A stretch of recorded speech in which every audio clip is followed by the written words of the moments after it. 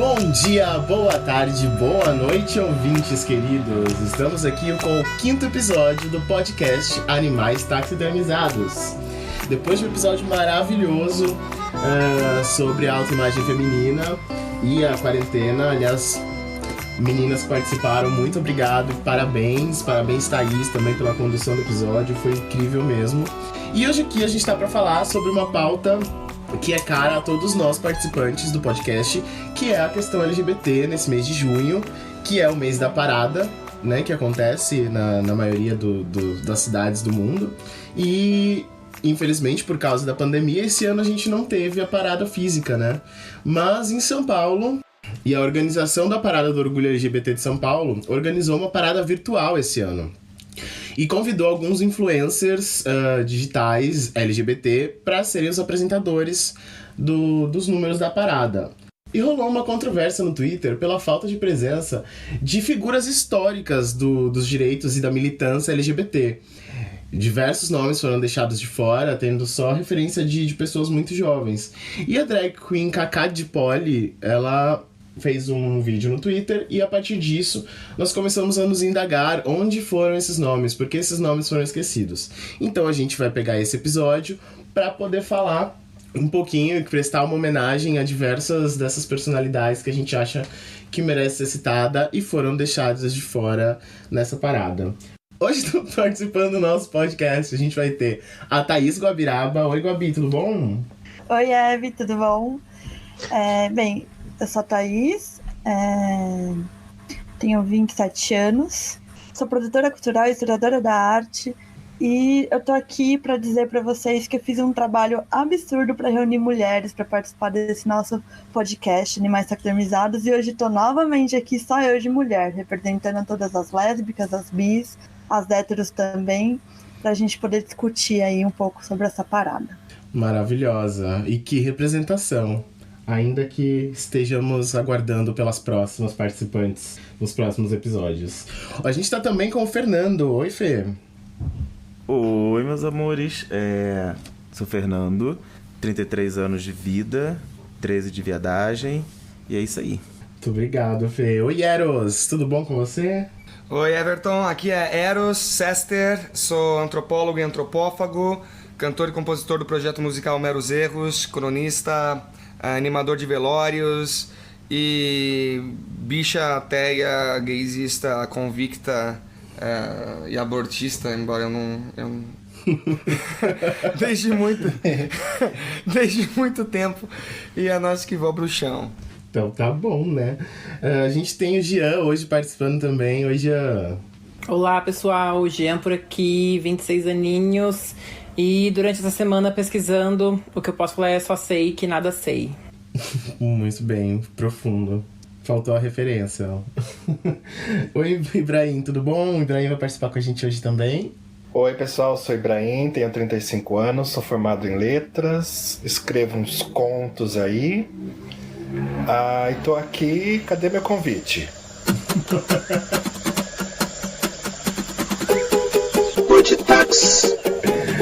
Bom, esses foram a apresentação dos nossos participantes de hoje. E eu queria começar aqui a gente falar um pouquinho. Eu falei sobre essa parada LGBT que foi feita de forma virtual. Como que foi pra vocês? Vocês são pessoas que costumam ir nas paradas presenciais? E como que foi esse ano? Vocês assistiram, entraram online, viram as críticas? O que acharam? Conta pra gente. Jean, você foi uma das pessoas que viu a parada online, né? Como foi pra você? Exatamente. Eu vi pelo Facebook, o pessoal tava comentando, eu entrei no YouTube, já tava online, ao vivo. E também um amigo meu, a Hello Bielo, ia participar. Eu também queria acompanhar por conta dela, que é uma mulher bigênere trans. E aí eu comecei a assistir e logo no início foi bem bonito, tal. Teve aquela música Flutua que eu amo, cantada em cima de um prédio com a bandeira atrás, foi lindo. Só que aí eu comecei a arrumar minha casa, eu tava só ouvindo a conversa e era tipo uma galera batendo um papo. E eu não sei, me lembrou inclusive um estilo meio que podcast, sabe? Era um pessoal conversando sobre algo, mas eu fiquei pensando, tá, e aí? Tipo, eu assisti durante 1 hora quase, e basicamente foi a galera se apresentando, falando quem eles eram, enfim. E geralmente todo mundo, dali do início, inclusive, do que eu vi, as pessoas, sei lá, participaram da parada desde 2015. Ninguém tinha ido na parada anterior a 2010, por exemplo. Então eu fiquei bem assim, nossa, e tal. Não consegui ver o meio, eu tive que sair de casa. Por uma necessidade, inclusive fui de máscara e tal, tá? A gente fica em casa. Porém, voltei e vi o final. E aí eu vi o show da Daniela Mercury, tava bem animado. E assim, como entretenimento, show de Daniela, show da Glória Groove foram incríveis e muito bonitos pra entreter. Realmente, o que eu senti falta foi militância. Só que eu também vi gente, enfim, lendo comentários na internet, eu vi uma galera falando: poxa, teve uma hora que só ficou a galera da lacração falando umas coisas, e enfim. E olha só, como teve gente reclamando que teve muita lacração, enquanto na minha visão faltou militância. E eu acho que também é uma coisa importante de tentar separar, né, a militância da lacração e tentar distinguir isso. Mas, de uma forma geral, pra mim, foi um entretenimento.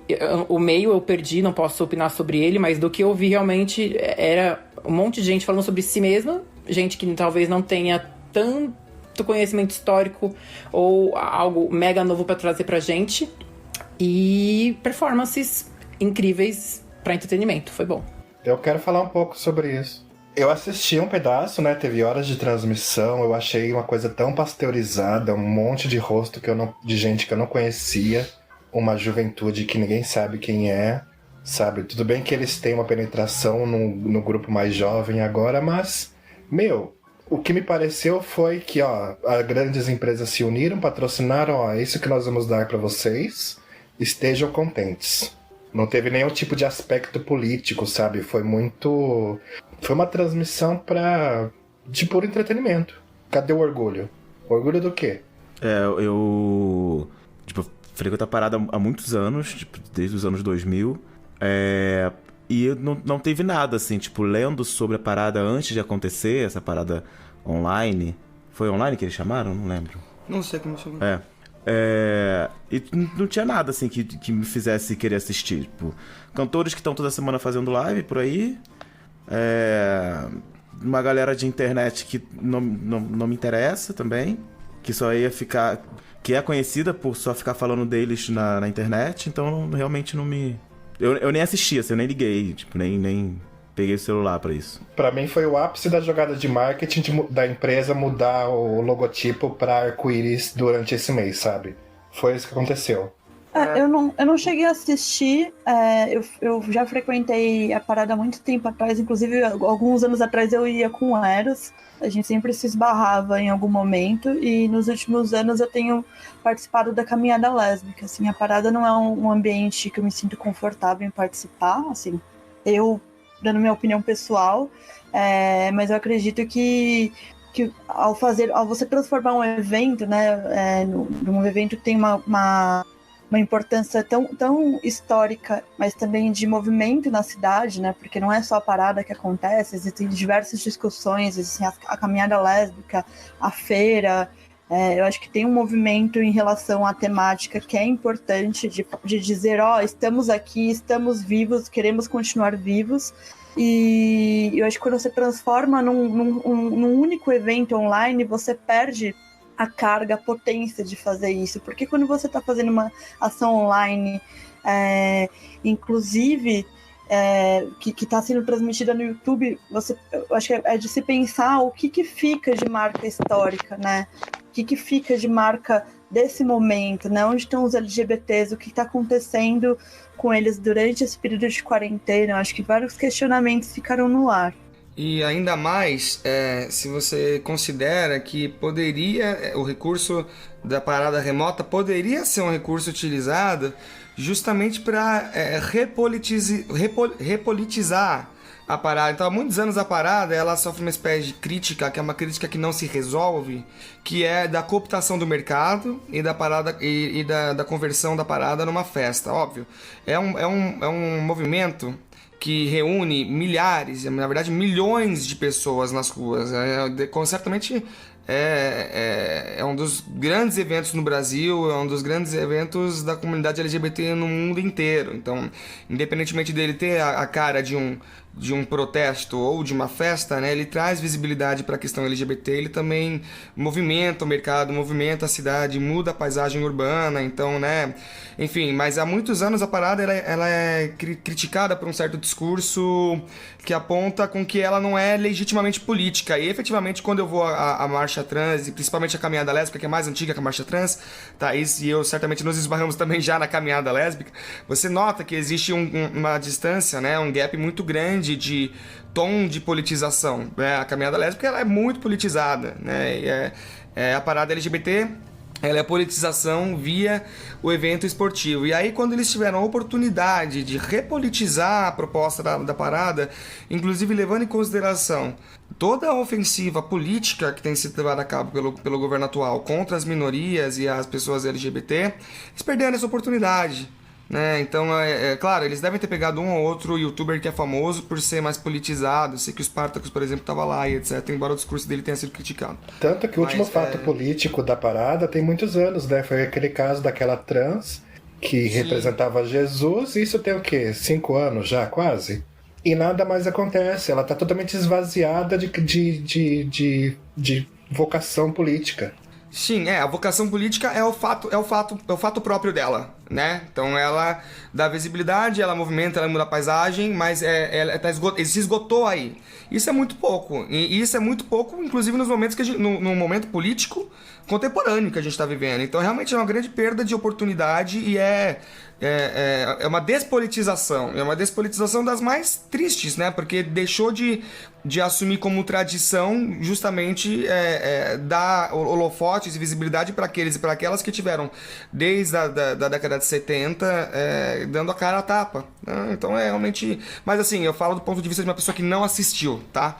Uma pessoa que só viu as críticas, beleza? Eu acho que é um sinal de que tem algo errado, que a parada tá num lance errado, porque tem torcidas rivais em São Paulo que se unem para lutar contra o fascismo, contra a opressão que está se instalando aí, e a parada não cumpre esse papel. Por quê? Sabe? Tem razão. Uhum. Ainda sobre a parada, eu tava vendo algumas polêmicas e sobre algumas pessoas serem convidadas ou não. E inclusive hoje eu vi um vídeo da Silvete falando que falaram que ela foi convidada, e aí ela tava desmentindo, falando que não foi. Então também tá rolando pós-parada algumas picuinhas que estão vindo à tona agora. O drama, né? Fofoca Ataques.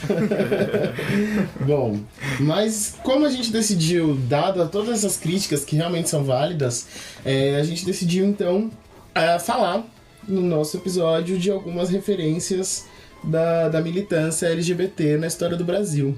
E eu vou falar de um jornal chamado Lampião da Esquina, que muita gente não conhece, e eu achei, pessoalmente, eu achei um absurdo esse jornal não ser mais conhecido. Ele é um jornal que foi feito de 1978 a 1981, nos anos ainda estávamos sob a ditadura no Brasil, mas foi na época conhecida como uma abertura política, né? Que rolou o enfraquecimento do regime militar, as censuras começaram a ser mais brandas até acabar nas redações de jornal. E aí, nesse momento em que estavam crescendo os movimentos estudantis, movimentos operários, movimentos sociais estavam voltando a ser fomentados, o que ia acabar chegando na direta já um pouco mais pra frente, nasce o Lampião da Esquina, um jornal gay, né, LGBT. Na época LGBT ainda não era a sigla usada, mas um jornal gay, feito principalmente por homens, né, o conselho editorial do jornal era formado por 11 homens inicialmente, e era um jornal que foi a primeira publicação gay, primeira publicação LGBT do Brasil, oficial, era um jornal oficial, assim, não era um zine ou nada. Ele tinha entre 10 mil a 15 mil exemplares de distribuição, e ele teve 38 edições, tendo a edição 0, que foi utilizada muito para colocar quais eram as diretrizes e o que eles queriam, né, com esse jornal. E depois mais 37 edições, né, do 0 a 37. E alguns nomes que participaram desse jornal, tanto da fundação quanto escrevendo, foi o Caio Fernando Abreu, né, que é um escritor aí super famoso, o Agnaldo Silva, que é o autor da Globo, que talvez, acho que entre os participantes são os dois mais famosos. João Silvério Trevisan, Jean-Claude Bernardet e mais alguns outros nomes aí que eram da cena LGBT na época. Eles colocavam como importância nas primeiras edições do jornal a questão de sair do gueto, né? Porque a homossexualidade era tratada como muito uma questão de gueto, né? Não era completamente ilegal e inadmissível que existisse um homossexual sobre a ditadura, né, sobre os anos de ditadura, mas estávamos aí, não a gente, porque somos jovens, mas tinha muita gente já, né, militando e batalhando de alguma forma, e com esse jornal eles conseguiram trazer luz para tirar o homossexual do gueto, tirar a figura do homossexual da sombra da sociedade, que o homossexual é aquela pessoa que prefere a noite, que tem que sair no escuro, e que tem que amar proibido, e que todas as suas formas de amar são degeneradas e são tortas. Então, o objetivo do Lampião da Esquina, inicialmente, foi justamente trazer uma imagem mais normal, já, né, do homossexual. Usar o normal é uma palavra horrível de se utilizar, mas nessas épocas ainda era, né, não normal ser homossexual. Então, eles focaram bastante nisso. E depois, com o desenrolar das edições, as edições eram mensais, eles também deram muita voz para as outras minorias. Então, eles tinham matérias com indígenas, eles tinham matérias com negros, eles tinham matérias com mulheres, então eles traziam essas outras minorias e davam voz a essas minorias também, porque eles focavam realmente muito em dar a voz para quem precisa ser ouvido e para quem merece ser ouvido e era abafado diante de outras questões. Tanto que eles tinham uma expressão que chamava... Ai, eu perdi minha anotação. As nossas gaiolas comuns. Era algo do gênero, que falava sobre as minorias que eram oprimidas, né? Cada uma de acordo com a sua característica, mas todas com o mesmo tipo de opressão. E aí nesse jornal tinham algumas sessões fixas, que era a sessão de cartas na mesa, que eram opiniões de leitores, e o jornal comentando de volta a opinião dos leitores, né? Então foi uma sessão de crítica assim, muito importante para o desenvolvimento do jornal. A sessão esquina, que eram as notícias em geral. A sessão reportagem, que trazia a matéria de capa. E a sessão bichórdia, que era uma coluna onde eram tratados os mais diversos assuntos. E em 2016 foi lançado um documentário sobre o Lampião da Esquina, que tem o mesmo nome, né? O documentário chama O Lampião da Esquina, que é muito interessante para você conhecer um pouquinho, para conhecer um pouquinho mais da história do jornal e de quem participou. O jornal, por exemplo, foi um dos que lançou Ney Matogrosso na carreira dele. Teve entrevista com Lula, teve entrevista com Clodovil, né? Que foi uma figura LGBT de destaque na história do Brasil também, apesar de muito controverso o quanto útil ele foi na militância, né? Mas, assim, tem muitos depoimentos interessantes nesse documentário. E todas as sessões, todas as edições do Lampião da Esquina, elas estão disponíveis online. Então, você pode acessar todas elas e ler o conteúdo por completo. Acho super importante. E aqui, só para terminar, eu vou ler algumas das matérias das manchetes de capa que saírem algumas edições. Por exemplo, uma delas chama De Sodoma a Auschwitz, a matança dos homossexuais. Outra edição é Lesbianismo, Machismo, Aborto e Discriminação. E aí um artigo do Celso Cury.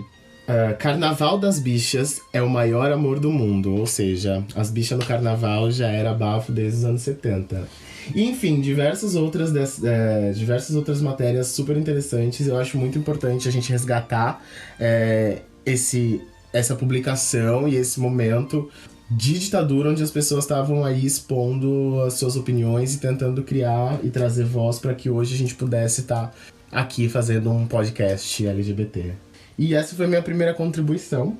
E aí agora eu queria que a Thaís entrasse com a contribuição dela também. Bem, seguindo nessa ordem histórica, né, de pensar como que a história de luta LGBT se dá, não só em São Paulo como no Brasil, a gente pensou, na verdade eu trago a questão em relação ao levante do Ferros Bar, que foi um levante que aconteceu em São Paulo durante o período da ditadura militar.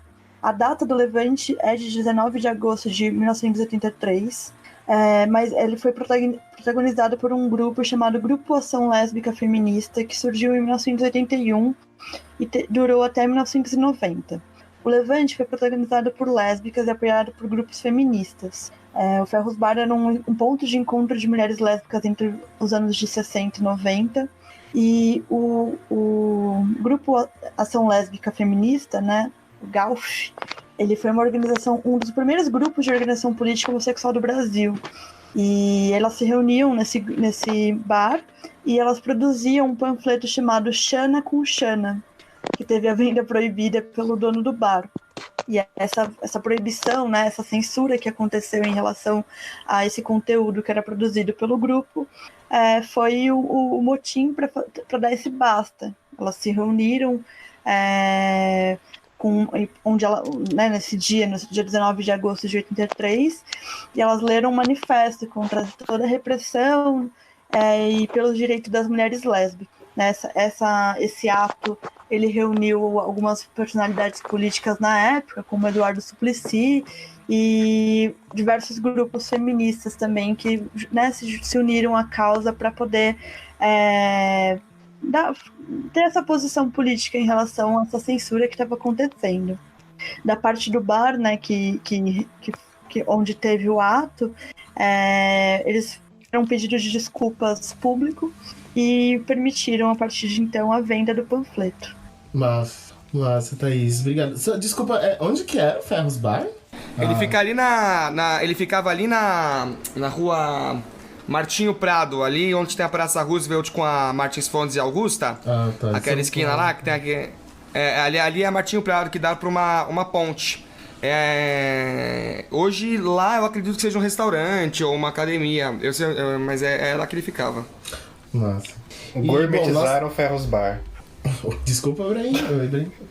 Gourmetizaram o Ferros Bar. Mas em São Paulo, hoje em dia, o que não é gourmetizado, né? O que não foi ainda será. Virou bistrô Iron, né? Eu queria só acrescentar uma coisa, que eu nunca tinha ouvido falar dessa história. Eu acredito que eu não seja uma coisa exclusiva minha. Acho importante esse... Óbvio que a gente não vai conseguir alcançar todos os pontos históricos que levaram ao que a gente tem hoje, né?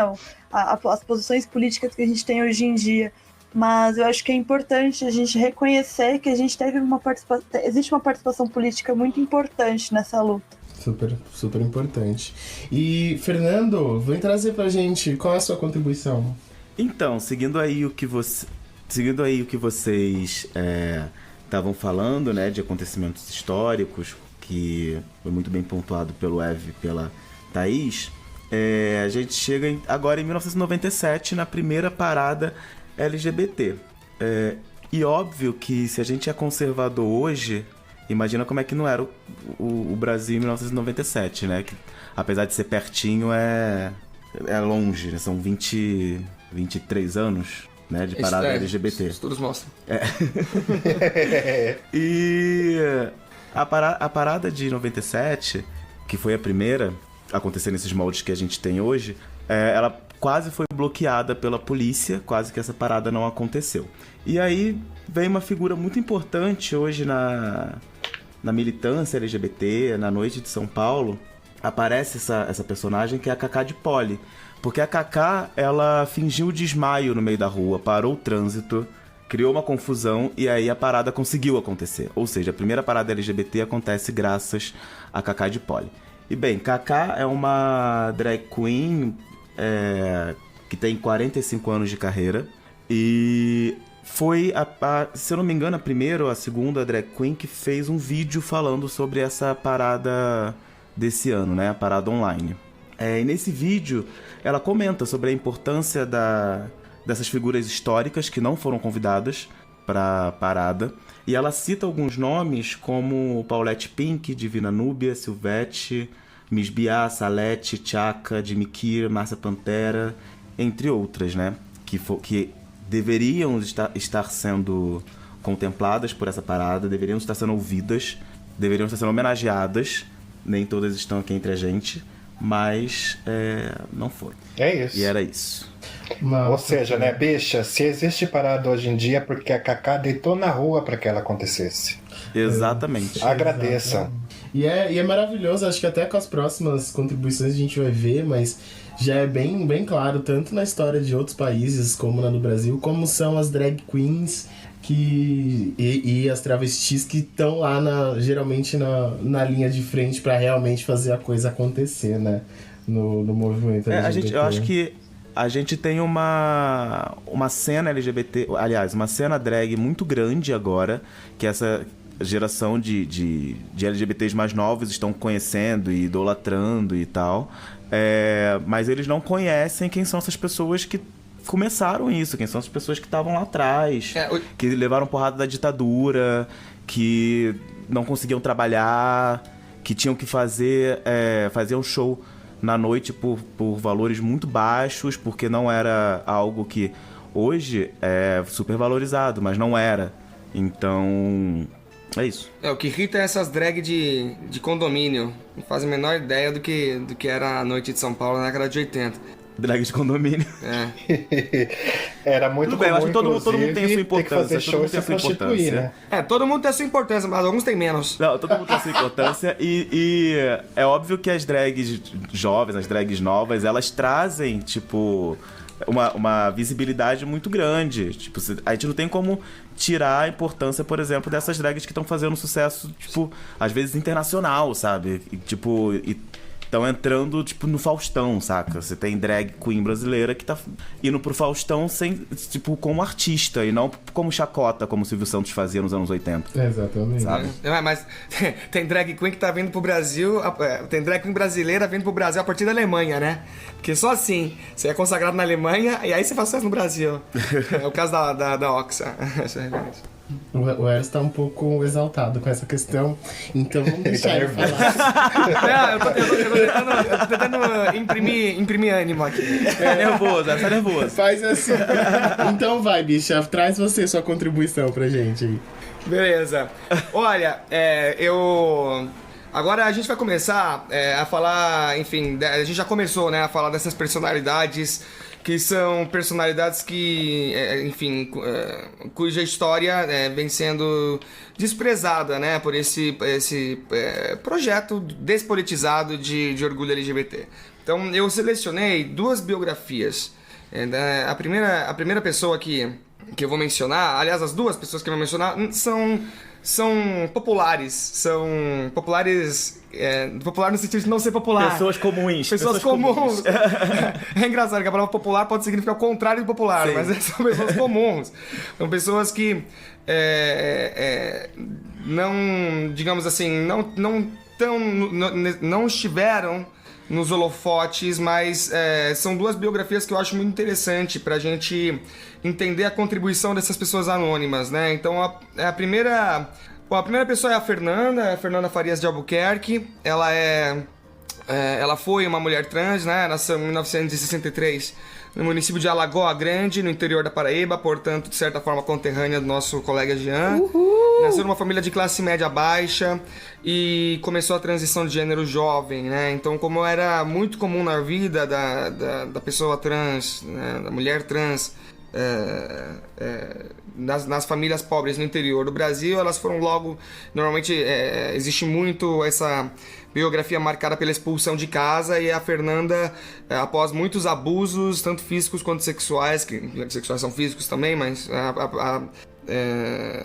passou por diversos abusos e se mudou para trabalhar na prostituição em grandes cidades, né? Então ela circulou por várias capitais do Brasil na carreira da prostituição, antes de ir em 1988 ir para a Europa, né? Ela passou pela Espanha e se radicou na Itália e desenvolveu uma relação aí com as ruas em Milão.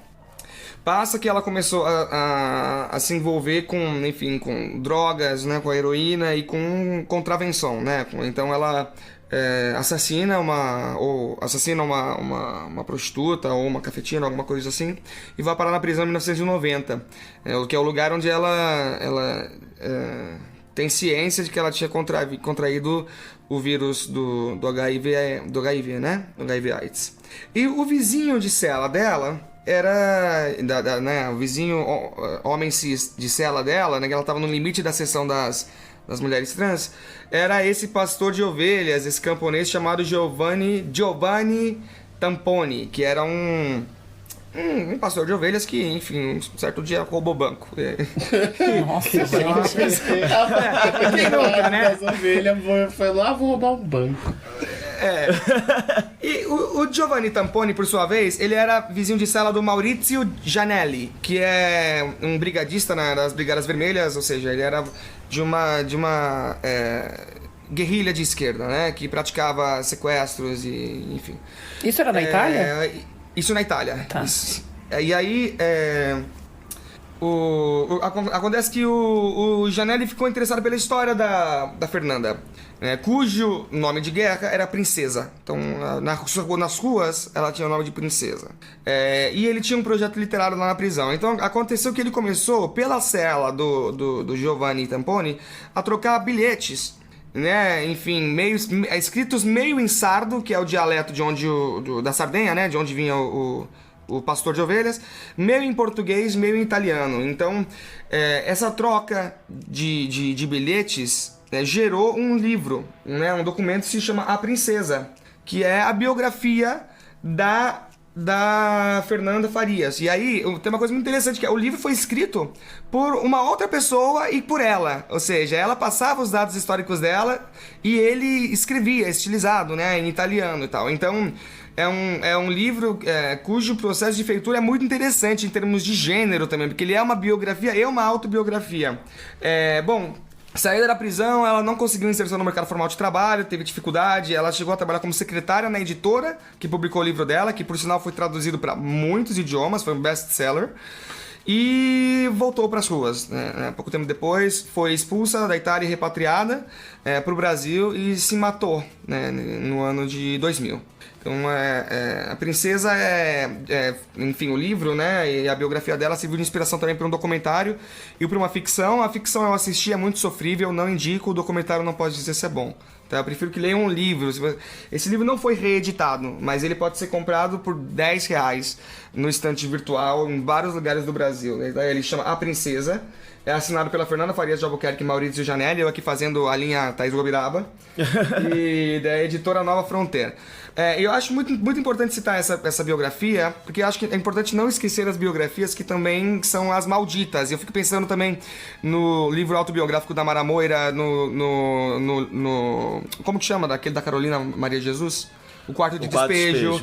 Né? Porque essas narrativas, elas oferecem contrapelo àquelas narrativas históricas que sagram a genialidade, o individualismo, né? Uma coisa um pouco umbiguista, né? Essa coisa do dom, né? Essas narrativas biográficas que a gente assiste, né? Em documentário que a gente lê, elas falam muito de um talento nato, né? De um espaço muito privilegiado. E a biografia é um gênero textual muito importante, porque ele permite com que a gente entenda um mundo inteiro a partir de uma narrativa, sabe? E a biografia da Fernanda é o tipo de biografia que traz dignidade, reconhecimento e concretude à vida daquelas que são pessoas reais, subordinadas, né? Então essa é a primeira biografia que eu queria comentar, e aí eu passo o bastão e depois eu volto com uma outra biografia. E é isso. Ok, Arinhos, muito obrigado. E agora vamos... Acho que todo mundo já deu a sua primeira... Não, falta o Jean. Oi, Jean. E o Ibra, Jean e o Ibra. Verdade, desculpa, gente. Oi, Jean, fala pra gente. Olá, então, vamos lá. Pegando ainda essa linha, que inclusive já foi citada aqui pelo Fernando, vou falar sobre a Miss Bia. E a Miss Bia, eu não conhecia muito a história dela, inclusive minha frase no início, por isso que foi só sei que nada sei, porque, sinceramente, né, acho que se a parada tivesse sido essa coisa mais educacional que a gente pudesse absorver, eu teria conhecido ela nesse dia, mas também fiquei pensando, poxa, como não foi e a gente decidiu fazer essa crítica sobre isso, eu fui buscar informação e aprendi tanta coisa. Então, eu acho que também, quando a gente é válido a gente fazer a crítica, mas se educar. E pra mim tá sendo um processo muito rico, que eu tô conhecendo várias personalidades, tanto que vocês estão trazendo, e que eu fui buscar sobre Miss Bia. E agora eu vou falar um pouquinho dela pra vocês. Então, ela é uma persona do ator transformista Eduardo Albarella. Ele é descendente de italianos. Ele nasceu em 39 aqui no Brasil, em São Paulo. Ele começou se montando, gente, em casa e saía escondido pra fazer show. Lá em 58. Você tem noção, gente? 1958. Eu, tipo, sei lá, minha avó já era nascida. E aí, isso ainda, ele trabalhava como office boy, o Eduardo, durante o dia. E à noite, ele se montava e trazia à tona a Miss Bia. E essa vontade de produzir começou lá ainda também lá atrás, quando ele visitou o Cabaré Avenida, que ficava na Avenida Major Sertório. E aí, depois que ele visitou esse cabaré, falou, nossa, eu quero isso. Tipo, ele viu alguns shows, ele falou, eu quero estar naquele palco. E então, começou a se montar durante a noite. Enquanto ainda Eduardo, né, ele sempre se definiu como uma pessoa muito tímida. Inclusive, a família dele só descobriu os trabalhos que ele fazia durante a noite, tipo, décadas depois, que ele já tinha iniciado já. Não foi algo desde o início, assim, poxa, veio a fama. E as performances também sempre ficaram no privado, porque ele também sempre teve trabalhos diurnos, digamos assim, clássicos, né? Não era uma pessoa que necessariamente vivia 100% do tempo da arte. Então, tem um trabalho artístico à noite, mas também tinha outros trabalhos diurnos. E o seu primeiro trabalho foi na boate La Vie en Rose, na Major Sertório. E ela lembra como as proibições da época, né, porque era bem antigamente isso, se aplicavam. E aí, por exemplo, ela não podia sair montada na rua, como Miss Bia. Então, no máximo, assim, fazer uma maquiagem em casa. Aí ela conta, tem um documentário que ela fala algumas coisas, e ela conta como ela se pintava em casa, e ela usa o termo se pintar. Não sei se é algo também histórico que não fala se maquiar, ela falava se pintar. Ela se pintava em casa, esperava a família ir dormir, aí quando tava todo mundo dormindo, ela saía e ia pras boates. E sempre levava, tipo, a roupa e a peruca na mão, não podia ir vestindo. Porque se você saísse na rua totalmente montada, poderiam falar que você era prostituta. E aí você ia ser presa e ficar alguns dias na cadeia, ela cita isso, e sem motivo, assim, você ia sem justificativa ficar na cadeia porque você foi pego na rua montado. Olha a diferença também quando a gente pega pra hoje em dia. E ela lembra com orgulho, sempre citando isso nos documentários que eu vi, como ela cantava sempre ao vivo. Isso pra ela é um ponto muito diferente dos shows de antigamente pra hoje. Inclusive, ela tem trabalhos que ela cantava ao vivo de própria autoria dela.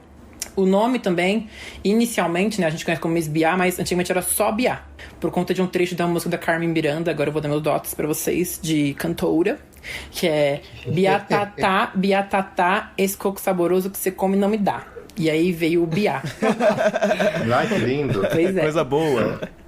E aí ela se tornou Miss Bia porque ela participou de um show como assistente de palco em um número cômico de mágica com a transformista Amaze, lá no Nostro Mundo. Também uma boate mega antiga, que ficava na Consolação.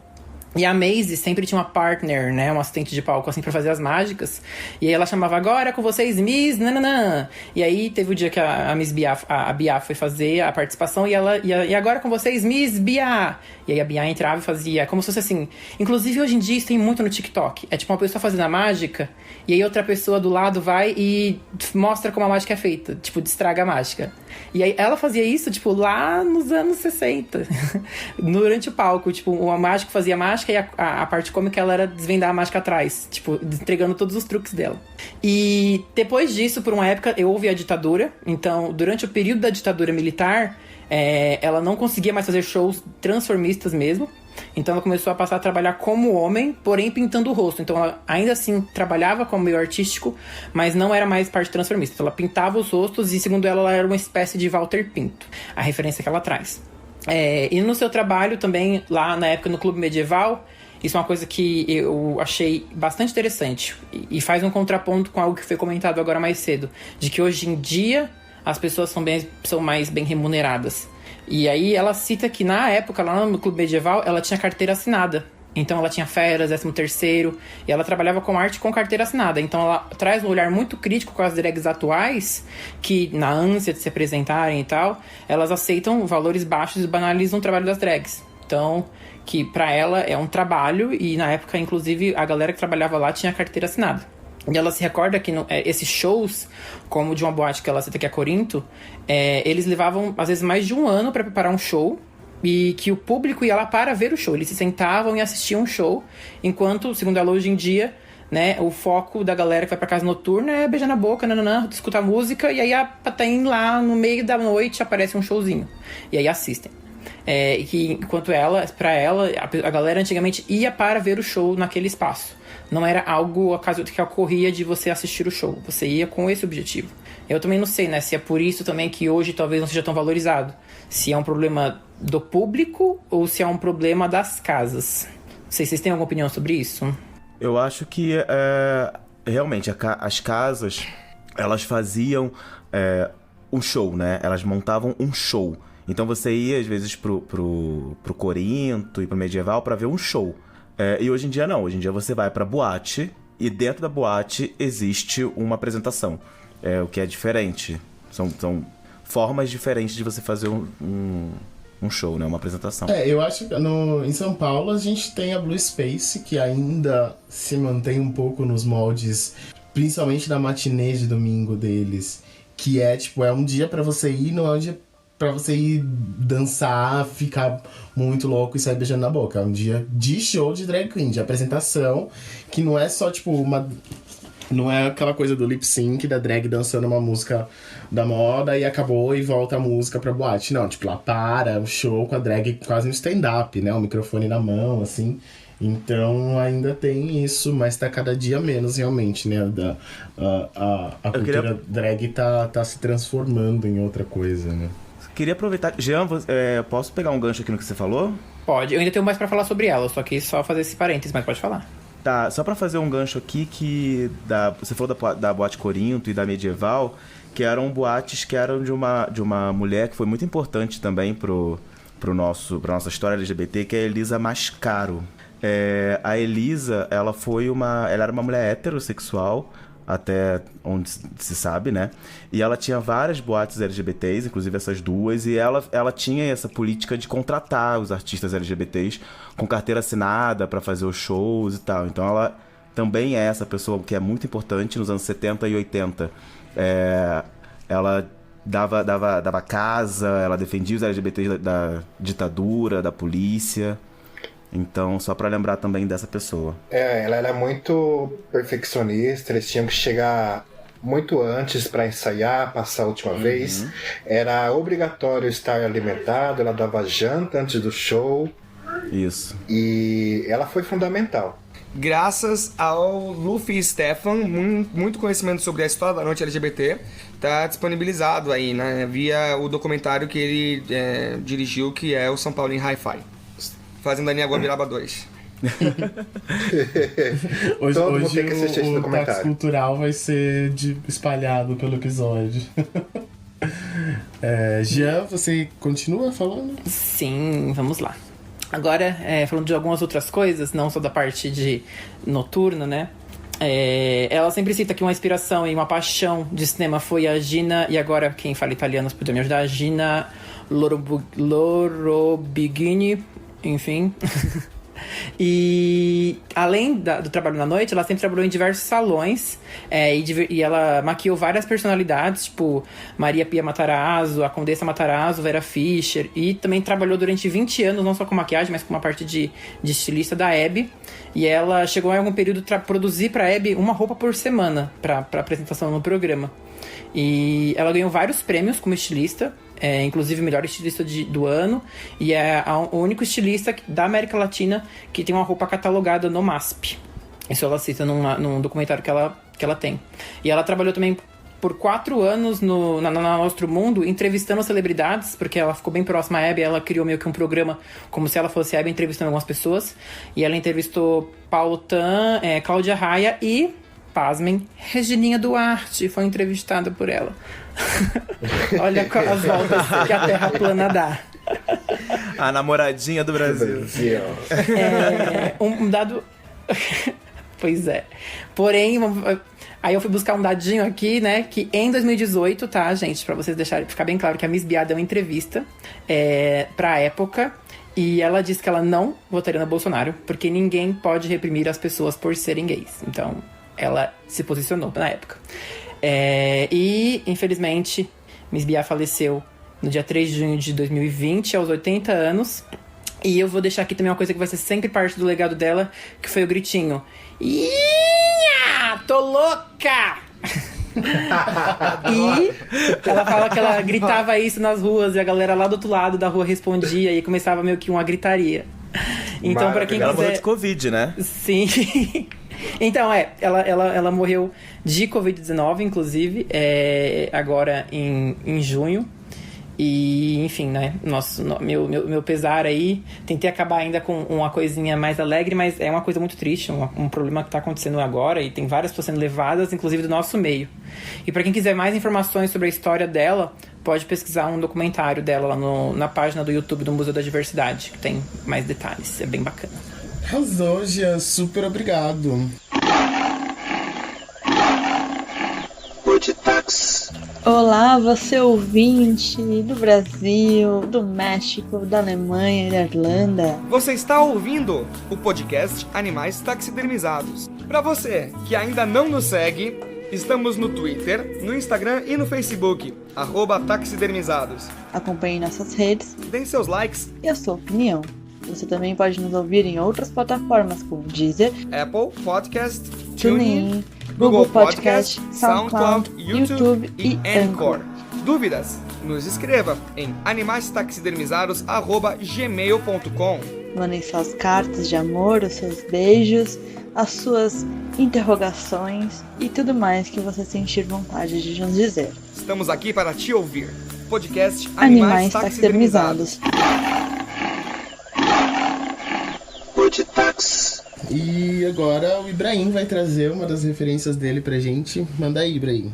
Oi, gente, eu venho trazer pra vocês hoje a Brenda Lee, que acho que é a figura mais importante na luta contra a AIDS no período mais agudo da epidemia em São Paulo.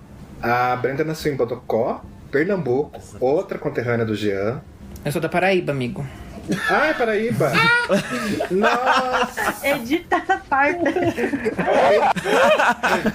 Essa parte fica, com certeza. Isso tem que Gente, ficar. pelo amor de Deus, corta isso. Ela nasceu em 1948, em Pernambuco. Ela se mudou para São Paulo com 14 anos, eu juro. Eu pesquisei muito, li tudo que eu encontrei sobre ela, da forma como é possível hoje em dia online. Os detalhes e as razões com quem que ela veio, por que ela veio para São Paulo aos 14 anos, não é claro, é um período nebuloso. Ela se mudou especificamente para o bairro do Bexiga, em São Paulo. Eu sei que ela trabalhou ali como em loja, né? Ainda não tinha feito a transição dela. E então, lá pelos 28 anos, ela começou a fazer a transição, abandonou o emprego formal que ela tinha em loja. E, bem, acho que era a alternativa da época, ainda é a alternativa hoje, infelizmente, partiu para a prostituição. Só que ela nunca se conformou, ela sabia que sempre ela era empreendedora, ela queria muito mais do que aquilo. Ela comprou um imóvel na rua Major Diogo, número 779, e foi ali reformando, foi ampliando. O imóvel chegou a ter 4 andares, uma frente onde ela tinha um salão de beleza muito famoso entre as drags e as travestis da época. Ela teve um posto de gasolina ali na região, que também era uma mecânica. E ela começou a receber pessoas, né? Como ela tinha uma posição financeira melhor no grupo dela, naquela época, ali por volta de 1984, 1986, ela começou a receber pessoas que começaram a ficar doentes, seja por AIDS ou por outras enfermidades, ou que eram expulsas de casa por simplesmente ser LGBT. E ela sempre acolheu, nunca pediu nada para essas pessoas, apesar de ter essa pensão, onde outros hóspedes pagavam para ficar. Isso foi ganhando uma dimensão o imóvel acabou tendo uma vocação para ser um ambiente de acolhimento. E quando a epidemia de AIDS estourou, né, muitas pessoas começaram a ficar doentes e foram enxotadas de casa, foram enxotadas do emprego, do local onde moravam por qualquer razão, apenas pelo estigma, porque era peste gay, todo tipo de perspectiva horrorosa que a população tinha sobre a AIDS naquela época. Ela começou a lotar a pensão dela apenas com pessoas desse meio, né? E ela entrou em contato com o Hospital Emílio Ribas para saber o que as pessoas que poderiam ter algum tipo de tratamento, algum conforto paliativo, eram encaminhadas, internadas no Hospital Emílio Ribas. E como não existia nenhum tratamento mesmo de fato naquela época, se fosse só cuidados paliativos para que a pessoa não acabasse desamparada, sozinha na rua, ela cuidava em casa, alimentava, dava banho. Ela teve muitas pessoas que foram trabalhar com ela, cumprir esse papel com ela. Isso teve uma vocação maior quando, durante a epidemia de AIDS, ainda ocorreu uma série de assassinatos de travestis e transexuais ali na Avenida Indianápolis, entre a Avenida Indianápolis e a Chácara Flora, em 1985. O sustento dessa estrutura que ela tinha, essa pensão, como ela já não tinha hóspedes pagantes, antes disso ela financiou a imigração de muitas travestis e transexuais para a Europa. Voluntariamente ela possibilitava que essas pessoas, né, que eram vítimas de violência ou que eram expulsas de casa, ela financiava que essas pessoas fossem para a Europa, e de lá essas pessoas começaram a contribuir de alguma forma para sustentar essa estrutura que ela tinha montado, que acabou se chamando Palácio das Princesas primeiramente e depois Casa de Apoio Brenda Lee. Depois disso ela começou a ir a programas de TV, entrou em contato com apresentadoras, fez shows, deu palestras, ela teve ajuda de muita gente. O que mais aqui? Bom, foi formalizado a Casa de Apoio da Brenda em 1988, quando firmou um convênio com a Secretaria de Estado de Saúde de São Paulo. Daí era Palácio das Princesas, passou a se chamar Casa de Apoio Brenda Lee. Isso durou até 1996, quando, infelizmente, toda a luta, a história e a força da Brenda Lee foi brutalmente interrompida. Ela foi vítima de um golpe financeiro de um ex-funcionário dela, um motorista. Ela registrou boletim de ocorrência, mas esse sujeito entrou em contato com ela dizendo que ia resolver as coisas, não foi explicado direito. Ela foi atraída por um local ermo e esse sujeito, junto com o irmão dele, que à época era um policial militar, dominaram ela, deram um tiro na boca e um tiro no peito. E foi assim que Brenda Lee foi tirada de agente. A missa de corpo presente dela foi realizada pelo padre Júlio Lancelotti, representando o cardeal Dom Evaristo Arns, na sede da Casa de Apoio Brenda Lee. Eu acho sensacional que o Júlio Lancelotti, o padre Júlio Lancelotti, ele tem um talento para nunca estar no lugar errado, com as pessoas erradas, do lado errado, né? E é isso, eu queria trazer Brenda Lee para vocês. O que ela fez, esse contato que ela teve com epidemiologistas do Hospital Emílio Ribas foi uma semente fundamental para o Brasil encontrar uma maneira de tratamento, encontrar uma perspectiva de como lidar com essa doença, com os doentes, para começar a quebrar o estigma, para as pessoas pararem de ter medo de receber, para os hospitais pararem de ter medo de receber doentes de AIDS em seus leitos. E para mim foi fundamental. Eu acho que o Brasil não ainda, mesmo com um trabalho enorme que o governo tem feito para o Brasil deixar de ser referência em um monte de coisas, nós somos referência mundial em tratamento de AIDS, de HIV, AIDS, e Brenda Lee foi talvez a primeira luz nisso. Zoibra, obrigado, linda história da Brenda. E acho legal também falar a Casa Brenda Lee, ela continua aberta, né? E sempre estão aceitando colaborações e doações com o projeto, dos projetos que eles têm. Então, também quem tiver o interesse de saber um pouco mais ou quem quiser ajudar, pode procurar a Casa Brenda Lee aí online e entrar em contato com eles. Ela reabriu depois de um litígio com os herdeiros, né? Mas felizmente reabriu, hoje é uma coisa definitiva. Então, quem estiver nos ouvindo, procure, tente ajudar, visite. É isso, então. Bom, vamos voltar com o Fernando? Fernando, você tem mais alguém pra falar aí? Oi, tenho sim. Então, a pessoa que eu vou falar aqui agora, o LGBT que não conhece, devolve a carteirinha. Assim. Vamos ver. Que eu acho que todo mundo conhece, que é Silvete Montilla, né? Eu acho que aqui pelo menos todo mundo conhece Silvete Montilla. Então, gente, a Silvete ela também fez um vídeo, assim como a Cacá, eu vi ontem à noite esse vídeo. Se eu não me engano, ela fez esse vídeo ontem mesmo, um vídeo bem longo, de 13 minutos, onde ela fala bastante coisa sobre a parada, como aconteceu esse ano e quem foram as pessoas convidadas, né? Ela basicamente tem as mesmas questões que a Cacá já tinha colocado anteriormente no vídeo dela. E aí até surgiu uma polêmica, porque ela disse que não tinha sido convidada e a organização fez uma nota dizendo que ela foi sim convidada. Só que o que aconteceu, até onde eu vi, é que a organização tinha mandado, acho que mensagem pelo WhatsApp, alguma coisa assim, ou pra ela ou pro assessor, e realmente não foi nem visualizada, então tipo, não viu, assim. Mas, de qualquer forma, aparentemente, se alguma dessas drags mais clássicas tivesse sido convidadas, teria sido só ela, né?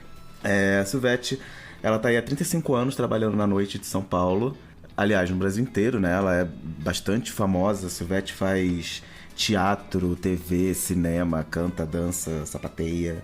Faz um tudo e é considerada a drag mais engraçada do país. E quem já viu o show de Silvete, ou quem já conversou com Silvete pessoalmente, sabe que ela é realmente muito engraçada. E Silvete já tá há 5 anos afastada da parada LGBT, há 5 anos que ela não desfila, não vai, por motivos pessoais e por... como é que chama aquilo? Desentendimentos lá dentro da parada. E é uma drag que ela tem uma influência muito grande sobre todas as outras drags, principalmente as drags de humor, né, que vêm depois dela. Então, ela é muito reverenciada por outras pessoas que também deveriam estar nessa parada e não estavam, como Thalia Bombinha, Valentine, enfim, todas essas outras drags que estão aí hoje fazendo sucesso na noite de São Paulo. E era isso. Queria só trazer um pouquinho de Silvete pra vocês aqui, que também acho que é muito importante, talvez a drag mais famosa do país hoje. Gente, a Silvete... Eu lembro que eu vi ela pela primeira vez, eu a vi a primeira vez na Túnel. Foi inclusive a minha primeira balada que eu fui com RG Falso. E aí eu vi o show da Silvete, foi tipo incrível. E essa piada do feijão, gente, me acompanhou por muito tempo. Ela tem muitos bordões, né? Ela tem muitos bordões. Ela é uma drag de bordão. Das joias do apartamento. Eu também assisti, eu assisti ela no Terça Insana, lá no Teatro Itália, se não me engano. Sim, ela ficou no Terça Insana por 1 ano e meio. Ela fez seriado na Globo, ela fez participação em Toma Lá da Cá. Sério? Sério, ela fez cinema, fez teatro. Ela é bastante... Ela fez até dublagem. Fez, Silvete já fez um tudo. Silvete começou como dançarina. Não, eu queria pegar um gancho aqui, já que a gente tá em São Paulo, né? E mencionar a minha segunda biografia de pessoas que não são conhecidas. Minha segunda biografia antibiográfica. Eu queria fazer uma reverência, já que a gente tá falando de vivos agora, né? É o Eduardo Paes. Na verdade, ele é o Jorge Eduardo Paes Aguiar Barbosa, o Eduardo Paes, que pra mim é Edu, né, um grande amigo meu, que é nascido em 1958. Ele é uma pessoa, ele é gay, né? Ele é assumido há quanto tempo será que o Eduardo assumiu? Há uns 30 anos. Acho que uns 30 anos. E ele é uma pessoa muito importante na cena do cineclubismo brasileiro, né? Ele atua no movimento cineclubista desde 1979 e Aliás, ele participou do Cineclube do Somos. O Grupo Somos era um grupo de militância de vanguarda que surgiu na cidade de São Paulo no final da década de 70. E nos anos 80, o Eduardo participou da montagem do Cineclube LGBT, que na época não era LGBT, era coisa nenhuma. Era homossexual ou gay. Gay, exatamente gay. Assim como mais recentemente ele se aproximou uma época do Cinemona da Casa 1 e agora ele compõe junto comigo e com o Fernandinho o Cineclube Ouro Preto, que é um cineclube LGBT que surgiu no Centro de Cidadania LGBT Luiz Carlos Ruas, do qual ele foi funcionário desde a sua fundação, né, a partir de 2015, e do qual ele foi diretor, né, durante o ano de 2019. Né, então, tá aí a história de uma pessoa que, enfim, está envolvida com o movimento cultural, com o movimento cineclubista e também com a causa LGBT, principalmente institucionalmente, né? Então, acho que é importante evocar não só as pessoas que estão no entretenimento, mas as pessoas que também têm aquela importância, que dão...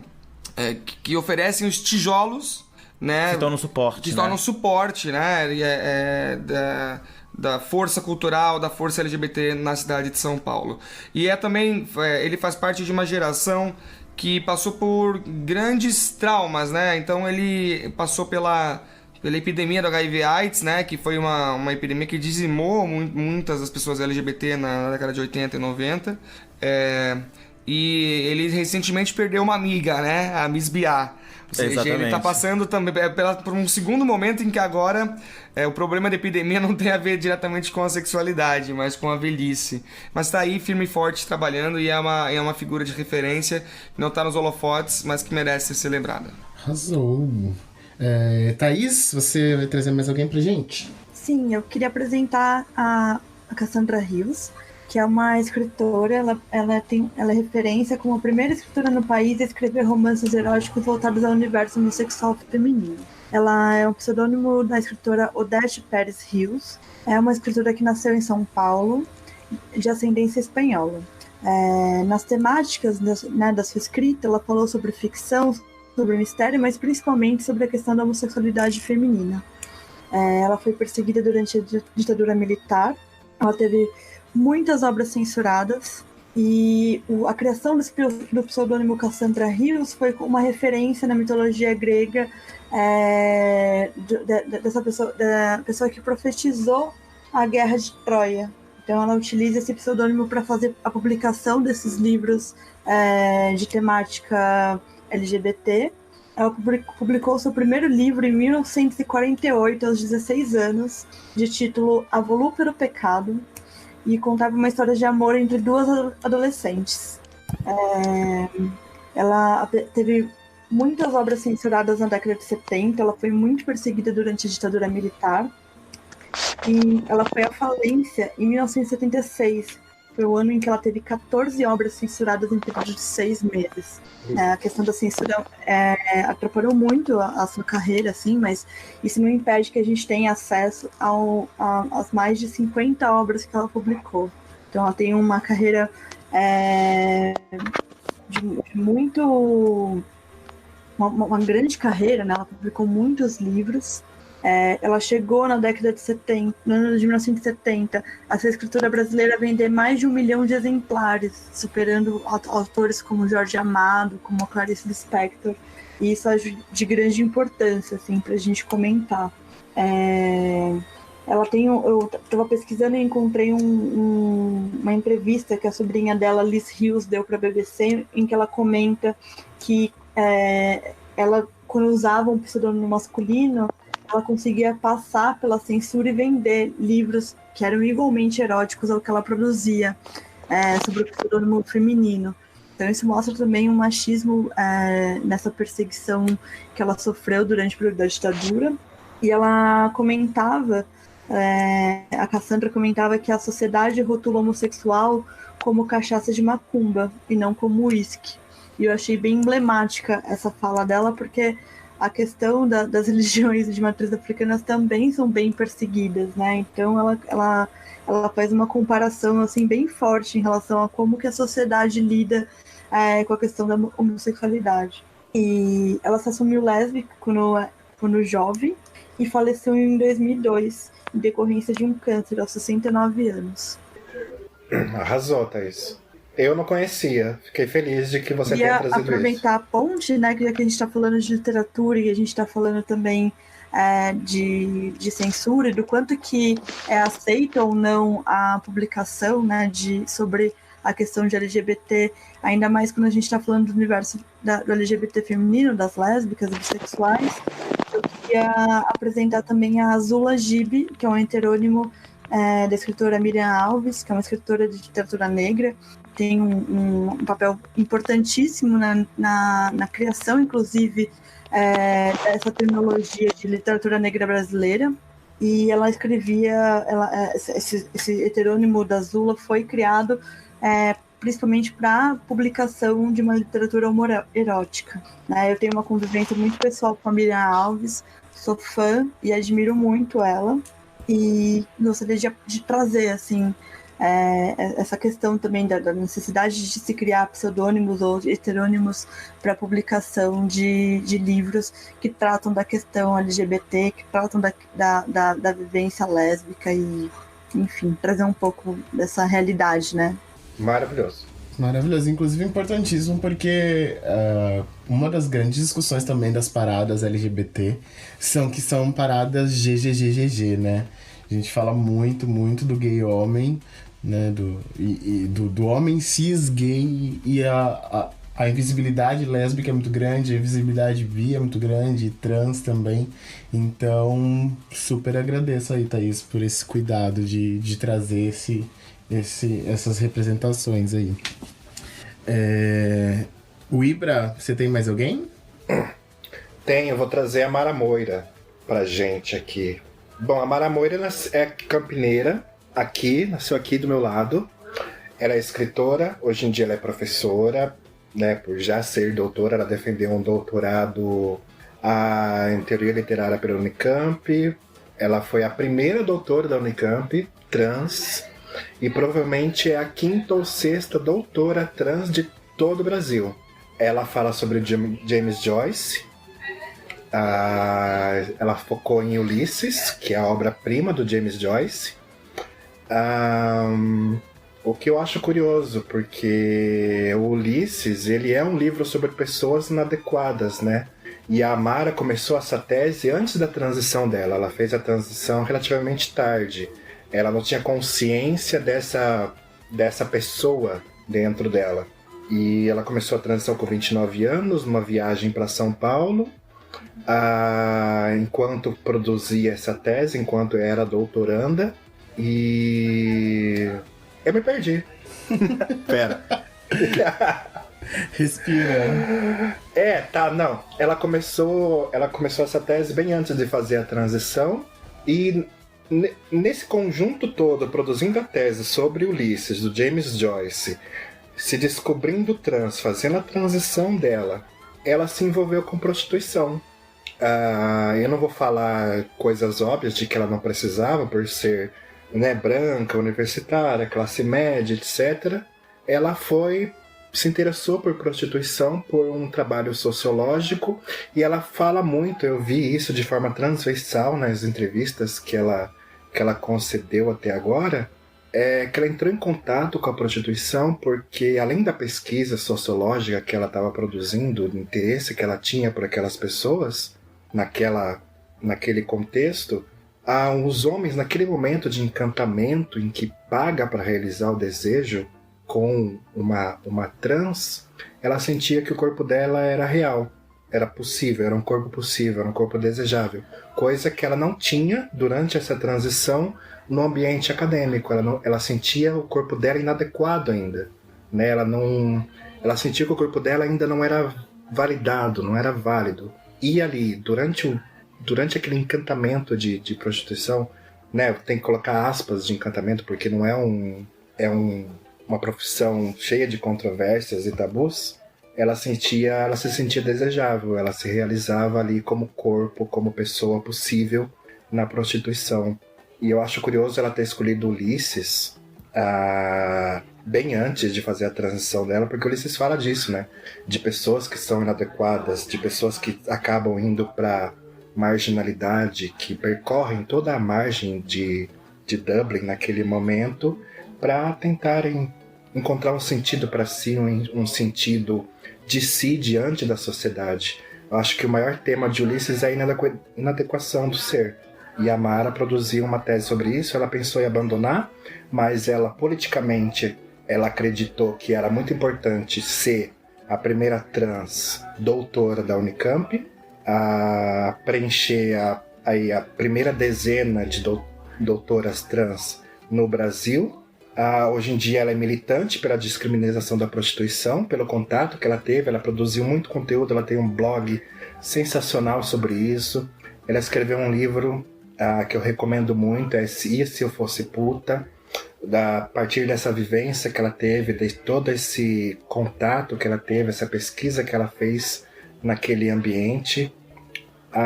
Ela luta por medidas que ofereçam melhores condições de trabalho para as prostitutas, de remuneração, de mobilidade sexual das prostitutas, porque hoje em dia ela acredita que o Estado, a religião, a sociedade se aproveita de que há um tabu para garantir que aquelas pessoas não possam ter mobilidade sexual quando atingem aquele estado, né? Ela acaba travesti, tem que se resignar a violência, o pior tipo de ambiente de trabalho, a trabalhar em locais perigosos, a trabalhar na ilegalidade, correndo o risco de ser presa a qualquer momento, correndo o risco de, se sofrer alguma violência, não pode denunciar porque, né, você estava exercendo uma atividade ilegal, e ela luta por isso, né? Ela arrumou algumas tretas aí com as feministas que acham que a prostituição não é exatamente esse lugar, que deve ser descriminalizado, deve ser combatido, enfim. Tem um texto pequeno aqui da Mari, não sei se vocês gostariam que eu lesse, que acho que resume a militância dela, o trabalho dela nesse tempo. Posso ler? Vou ler aqui rapidinho. Todas as profissões parece que teriam com o que contribuir na luta pela transformação social. Todas, exceto a prostituição. Curioso, não? Para boa parte dos movimentos, seja esse esquerda que não nos quer nas fileiras de trabalhadores, seja esse feminismo que não crê possível sermos feministas, a gente lutar por melhores condições de trabalho significa forçosamente lutar por outro tipo de trabalho. Tão firme é a crença de que o que fazemos é nocivo e só estamos lá por falta de escolha. A pessoa advoga por contribuir, a pessoa advogada pode contribuir, a professora, a médica, a manicure, a empregada doméstica, a dona de casa, todas, menos a prostituta. Nós só interessamos se trouxermos junto o discurso da vítima que precisa ser salva. O testemunho quão absurda é essa vida. Trabalhar com sexo, segundo essa ótica, é irremediavelmente perigoso, e isso talvez decorra de entenderem o sexo como um perigo em si, coisa para ser feita só entre pessoas íntimas, com parcimônia e finalidade muito clara, nunca para ganhar dinheiro, nunca porque dá dinheiro, nunca por você ser boa no que faz, eis um saber que não pode ser valorizado, a única profissão que não tem o direito de lutar por melhores condições de trabalho. De um lado, a realidade das ruas, onde o sexo tem sim um preço e costuma ser baixo.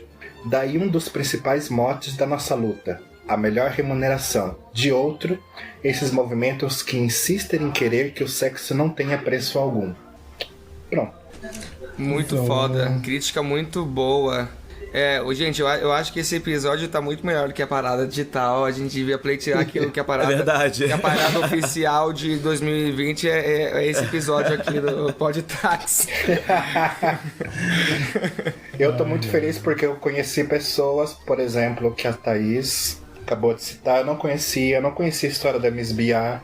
As duas pessoas que o Eros trouxe, eu não fazia ideia de quem eram, então eu espero que quem esteja ouvindo tenha aprendido tanto quanto a gente.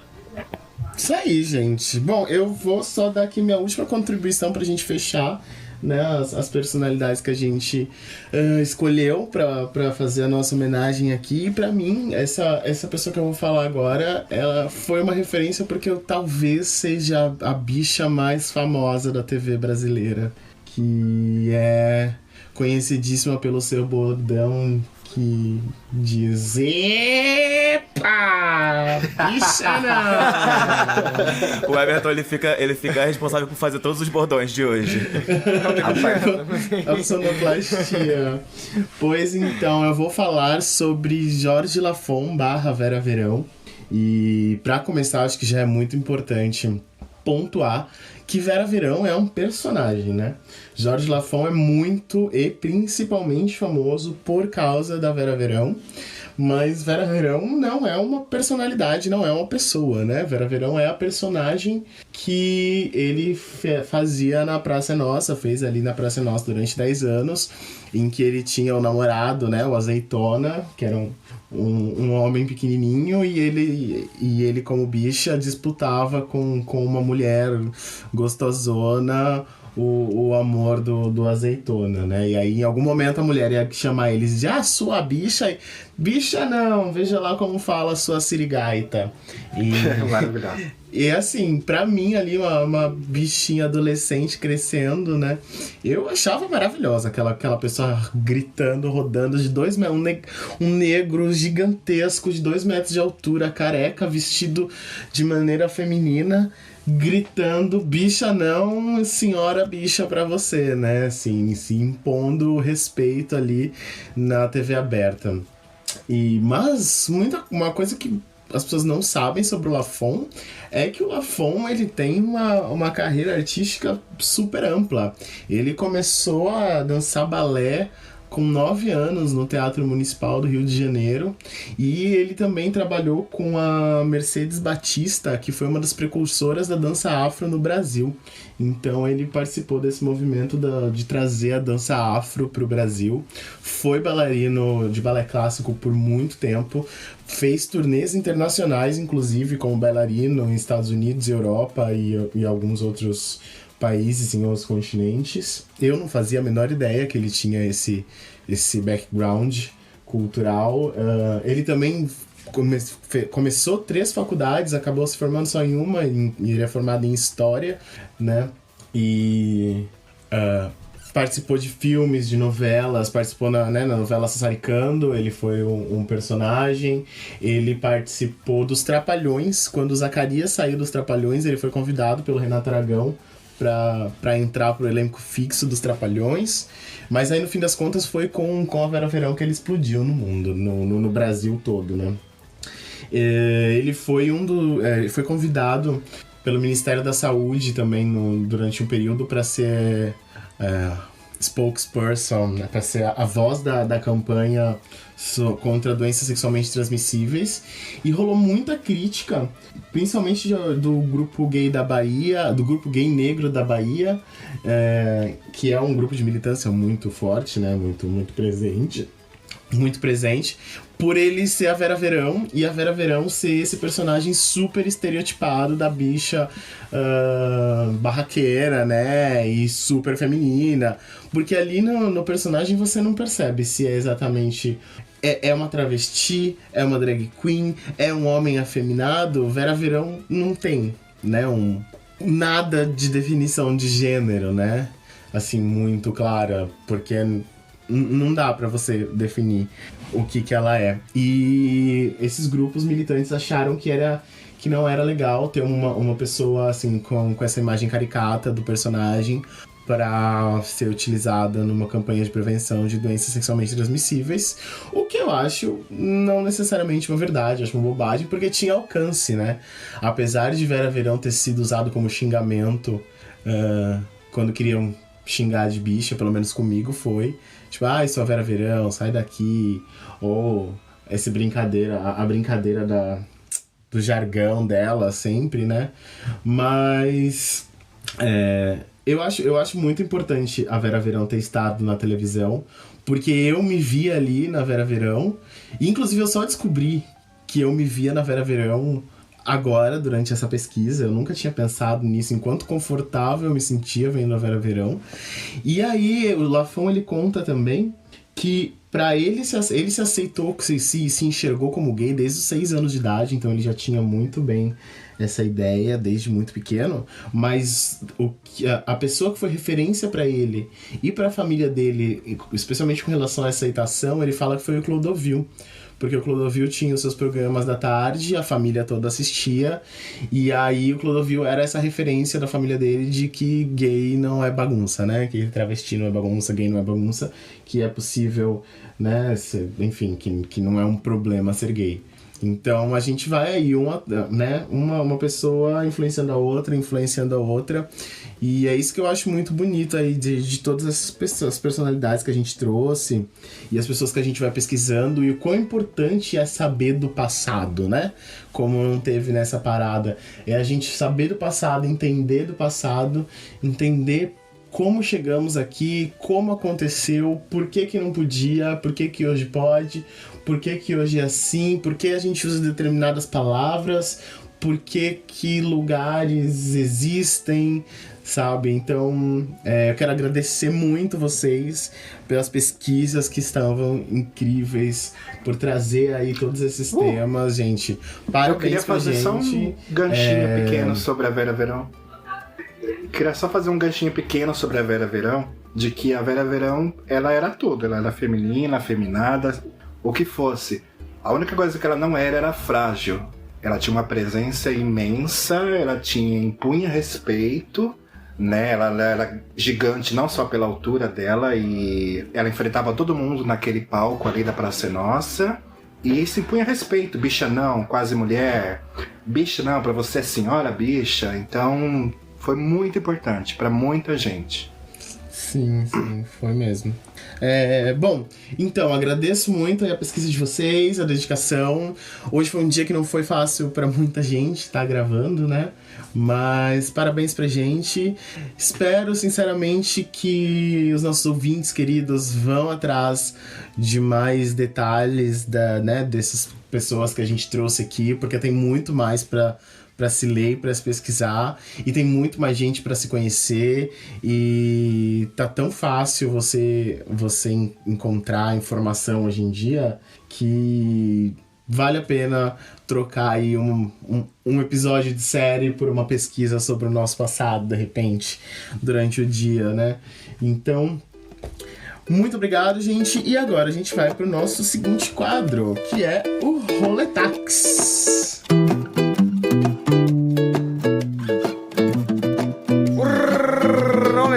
O Roletax LGBT de hoje. A roleta taxidermizada de hoje. Parece que a pessoa mudou de canal, né? Tipo assim, tava o Ev falando, tipo assim, de repente o Eros... Hoje não foi um dia muito fácil para todos gravar. E vamos para o Roletax! Só mudou de canal. Então, pra quem nunca ouviu o Taxidermizados, é assim, é um quadro, a gente vai escolher 3 palavras no gerador de palavras taxidermizado, e a gente vai ter uma conversa muito edificante a partir dessa experiência. Então, todos e todes preparadas? Muito bem, que bom. As palavras são operações, levedura e cinto. Operações, levedura e cinto. Eu não sei o que é levedura. Levedura é um negócio que usa pra fazer cerveja. É um tipo... Levedura. É um fungo. É um tipo de fungo. Pra fazer um fermento. A Thaís produz cerveja em casa, então ela sabe. Olha, operações, levedura e cinto. Eu acho que existem pessoas que, como elas usam muito cinto e não lavam, acaba fermentando e produzindo uma levedura que, em casos mais severos, leva a operações. Nosso ouvinte fantasma disse que levedura é um fungo, um organismo unicelular que precisa de comida, calor e umidade para prosperar. É carente a levedura. Olha, eu acho que a levedura vai na cerveja. E quem bebe muita cerveja precisa usar um cinto. Ai, não consigo! Acaba participando de operações legais. Mas eu acho que pode rodar de novo. Tá bom. A operação levedura encontrou $100 mil no cinto do deputado João Cerveja. Ai, a cara. Perfeito! Gente, se continuar, eu vou acabar dando uma... O nome de operações é maravilhoso. Eu acabo dando uma levedura na cara de vocês, então deixa eu dar uma... Rolando de novo. Ah, essa é boa. Pêssego famoso franzir. Eu estou franzindo senha para essas palavras chatíssimas. O pêssego me lembra... Me chame pelo seu nome. Olha, no mundo LGBT, Fala, o pêssego tem um significado bem importante. Eu mando Gozado, vários pêssegos no pêssego. WhatsApp pra galera. Quem tá me Passiva. defende. Eu já recebi os pêssego também, mas eu não sei o que é. Pêssego é bunda, amor. É. Ah, é? É a berinjela, é o peru e o pêssego é a bunda. Não, gente, pêssego é bunda. É, pô. Nossa, gente, os jovens inventam cada coisa. Essa Eu recebe, mando o amor. franzinho da minha Recebo, testa. menino. Aliás, lembra tem aquele- Recebo. Me Tem lembra uma aquele coisa menino com nome de maravilhosa queijo? do- Chalamet? Chalamet? Timothée Chalamet. Chimbalaye. Isso. Não, eu acho o seguinte, a gente tem um amigo que é famoso, que é o Jean, que tá aqui. E o Jean, ele é famoso, certo? E Pelo ele quê? tem uma pele, assim, de pêssego, até franzir a testa. Aí você vê que não é É tão uma de pêssego poeta, assim. esse homem é poeta. Ai, Querida, eu faço acho skincare, tá? Minha eu pele acho tá assim péssimo- porque eu mereci. Eu acho péssimo gente famosa que passa por você na boate, faz a pêssega, franze a testa e sai andando, nem te dá bem. Você já teve... Amém! Perfeito, Amém. perfeito. Ô, Jean, Encerramos aqui, podemos ir pro próximo quadro. Jean, você já franziu bom. o pêssego? E agora a gente Chegou o vai boy pro assim, nosso... você franziu o pêssego? Vamos pro... Jesus. Vamos pro nosso próximo quadro com a Guabi, com a Thaís, que é o Táxi Cultural. Táxi Bora, cultural. Lá, lá, lá, lá, lá, lá. Desculpa.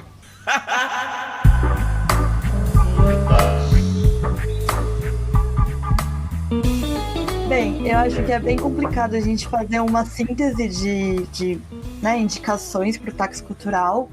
A gente tem muito conteúdo sobre a temática LGBT.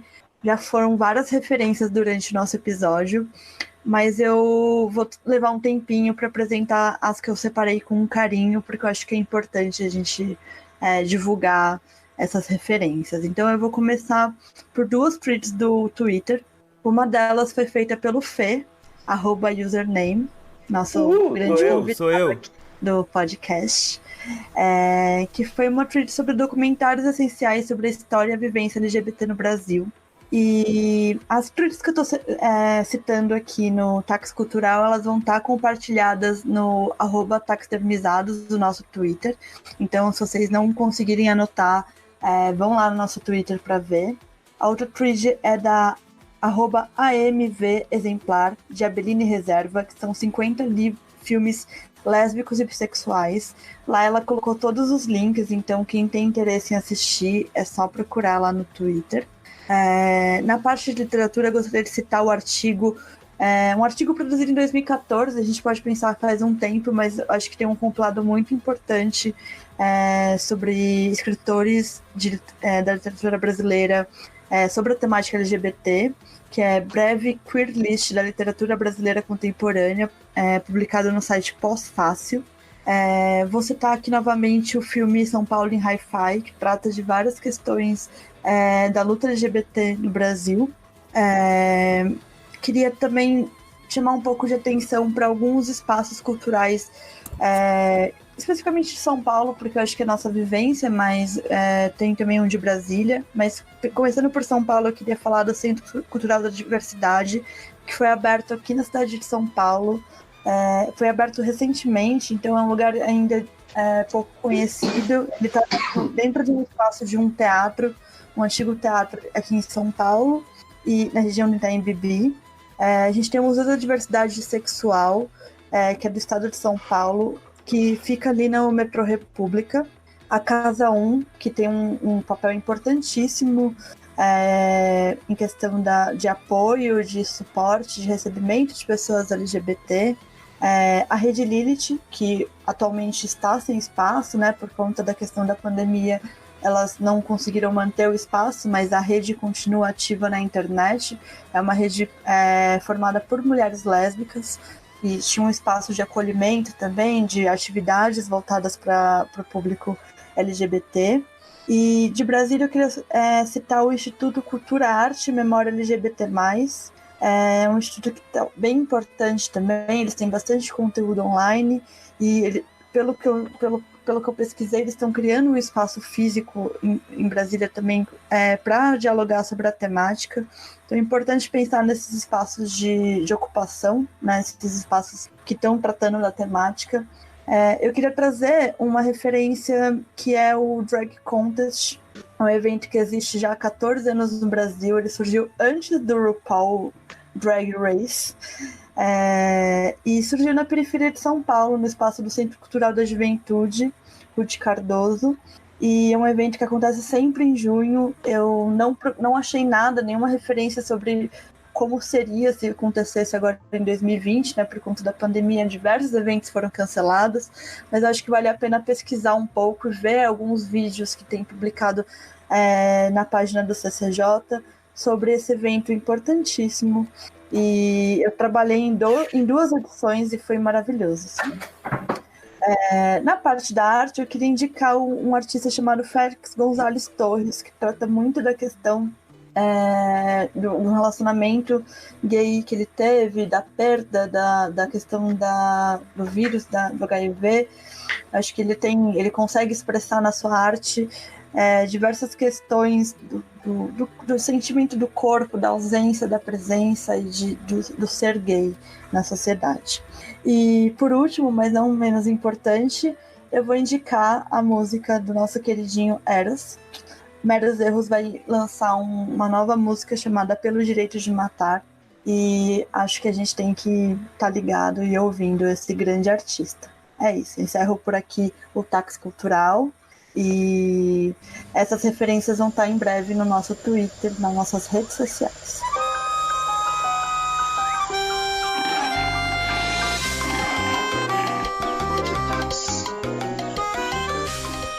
Arrasou, Thaís. Muito obrigado. Aí muita coisa pra vocês pesquisarem já, pra partir de... Obrigado, Thaís. Bom, então aí... Pera, gente, desculpa, me atrapalhei. O que aconteceu? Deixa eu começar de novo. Obrigado, Thaís. Pera, caralho. Calma. Agora vai. Todo mundo controlado. Obrigado, Thaís. Fica aí, gente, as dicas do nosso Táxi Cultural. E mais uma vez eu quero agradecer a participação de todos aqui. Thaís, Fernando, Eros, Jean, Ibrahim e euzinho, Everton.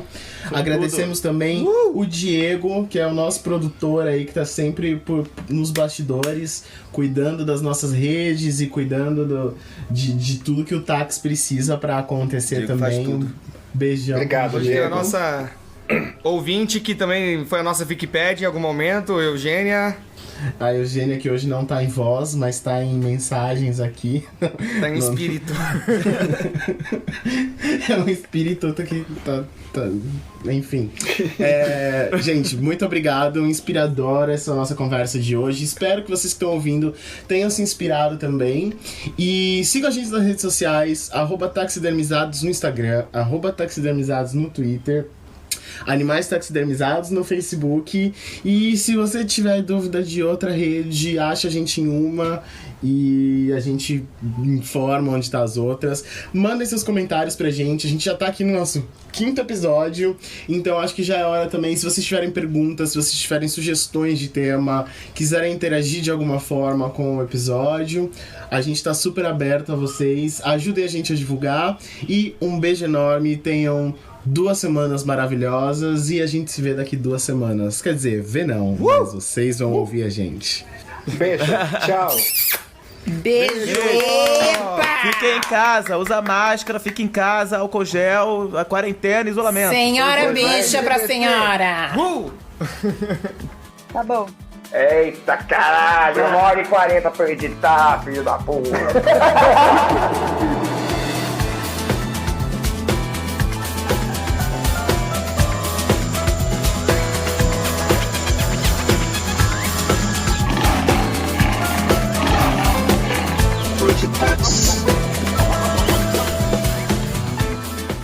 Antes de encerrar mais um episódio, eu gostaria de acrescentar que essa foi uma singela homenagem que escolhemos fazer aqui no podcast Animais Taxidermizados às grandes personalidades, ativistas e pessoas de extrema importância para a história LGBT no Brasil. Óbvio que não conseguiríamos falar de todas as pessoas que fizeram parte dessa história, por isso elencamos aquelas que acreditamos terem tido papéis de extrema importância. Queremos continuar fazendo esse trabalho de repercutir essa história, de levar essa história àqueles que nunca puderam ouvi-la. Por isso, encerramos aqui mais um episódio e continuaremos multiplicando essas informações e compartilhando com vocês que nos ouvem sobre quem foram, quem são e quem serão essas pessoas que atuarão na luta por mais respeito, por mais amor, por igualdade, para que possamos caminhar um ao lado do outro em busca de um futuro melhor. Tem algo que eu gostaria de pontuar, que é a importância de defender e celebrar esses nomes. Porque os nossos adversários, eles estão sempre à espreita, vigilantes, apostos para aproveitar qualquer brecha para deturpar o legado dessas pessoas, criminalizar essas figuras, associar a elas supostos crimes ou falhas de caráter. Ou então, simplesmente, nós fazemos um grande favor aos nossos adversários, permitindo que esses nomes se percam. É imperativo lembrar dessas pessoas, se armar com esses nomes, usá-los com altivez sempre que precisarmos de lança e escudo contra a opressão e intolerância. Muito igual ao que a militância negra faz com seus nomes, sabe? Não permitindo que eles sejam esquecidos, desacreditados ou apropriados pelos adversários. A militância LGBTQ precisa ter esse zelo, essa teimosia, sabe? Essa ambição pelos nomes que fazem parte da história do movimento.